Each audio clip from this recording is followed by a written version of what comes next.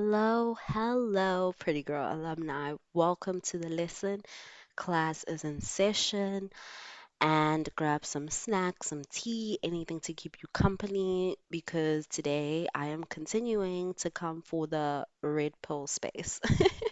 All right, so I want to talk about how they have kind of misconstrued independent women and how they try to come for women's independence. I'm going to touch on that whole talking points and I'm going to give some insights as to why they don't want hyper independent women. And this goes into the talking points of why women who are very secure, who have their own career, who have their own money, who have their own stuff, who are very smart, who are very ambitious, why is it harder for them to find partners? And I've been seeing a lot of content around a lot of black female celebrities and how they tend to date people who are way below their league. And um, that also has a part to play in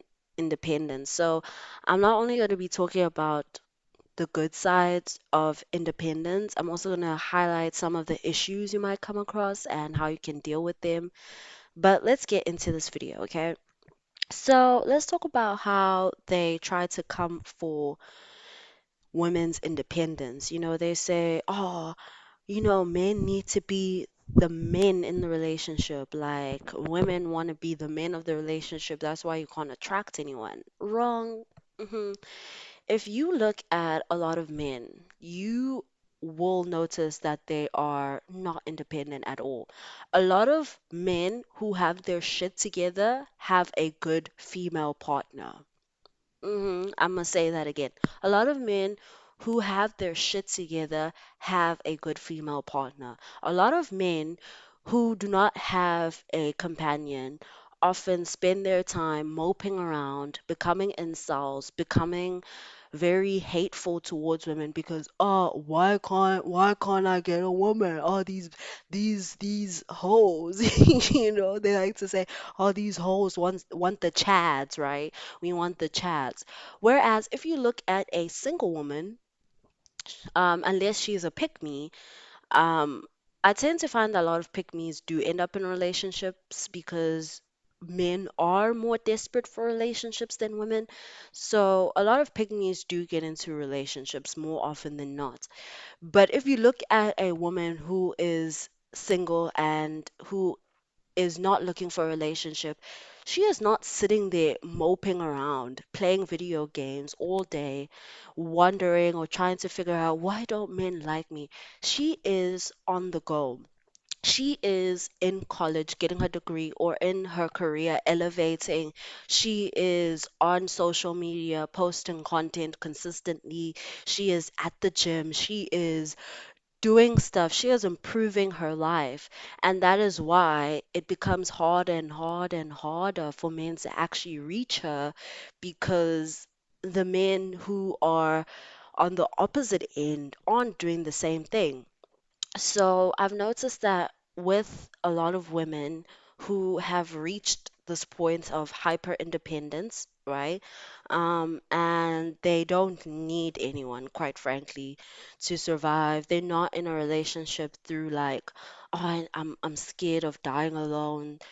They date because they want companionship, but they're also not afraid to like ditch a guy. Like I've seen a lot of social media content where women are very steadfast in their boundaries.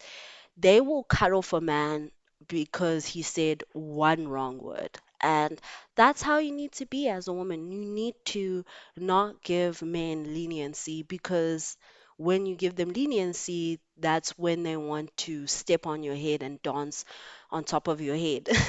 Speaking from experience. But let's talk about how women often in this space, especially as you get older, they start pushing this propaganda of, oh, you're gonna get too old, your biological clock is gonna run out, you're not gonna have children, you're gonna have a family, you're gonna die alone. Well, in my opinion, I would 100% rather die alone than be attached to some of these dusties out there. Like, it is not pretty, girl.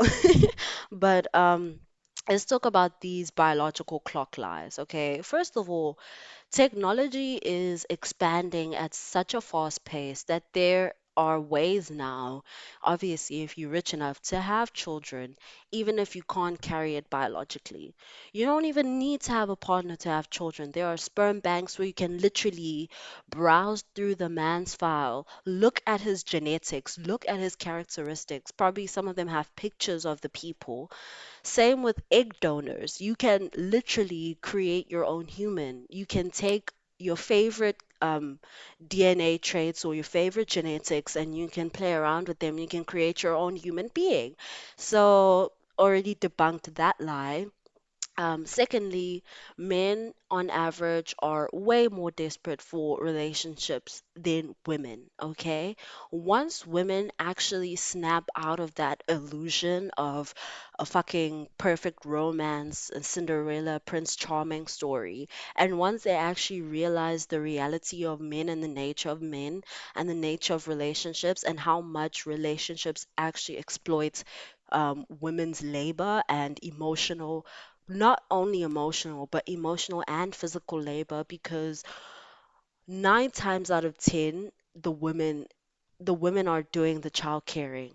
The women are doing the house chores. The women are doing the um, kind of emotional growth. The women are the ones who are doing the emotional labor. They're deconstructing um, society's lies and trying to just bring some fairness into this very harsh and unfair world.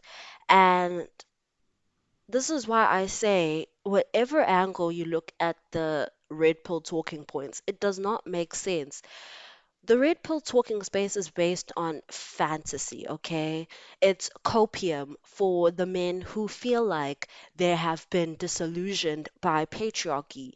Patriarchy promises men money, financial wealth, access to beautiful women, no consequences for cheating or being violent, and just this chaotic world where men are consistently elevated and women are seen as objects.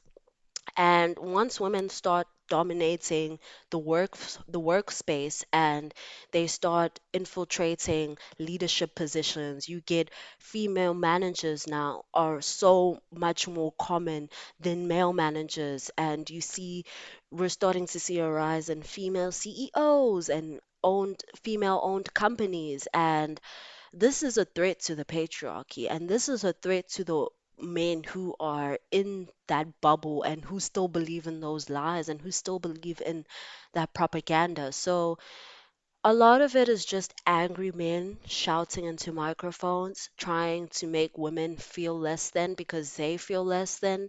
It's all projection. So, this is my ending point for the women who are independent and they feel like, oh, if I'm too independent, then I'm not going to find a partner.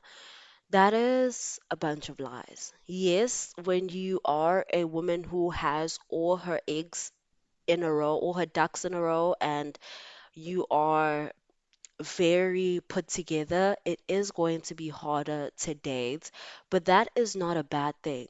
That just means that you are so elevated that you naturally deflect the bullshit. And that is your superpower. Your independence is your superpower because you don't have to stay in a relationship or you don't have to stay in a situation where you have a partner that's going to demean you, that's going to make you feel less than, that's going to abuse you in any way. You have your own.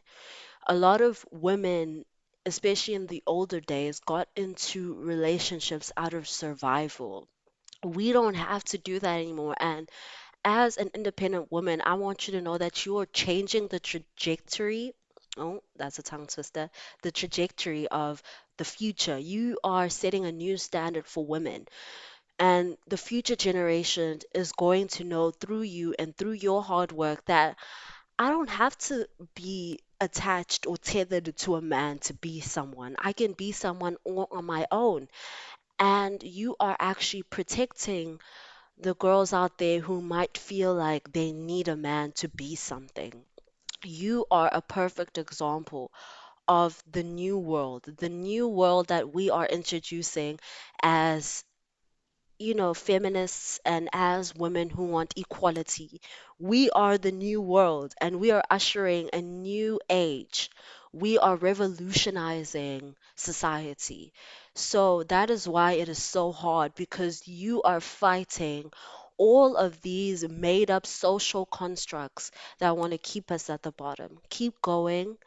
And at the end of the day, no company is better than bad company. Okay? You can be single and be extremely happy and be extremely fulfilled. And that is the lesson for today. Please like and comment if you can relate to this. Subscribe if you want more content like this, and I will see you in the next one. Goodbye.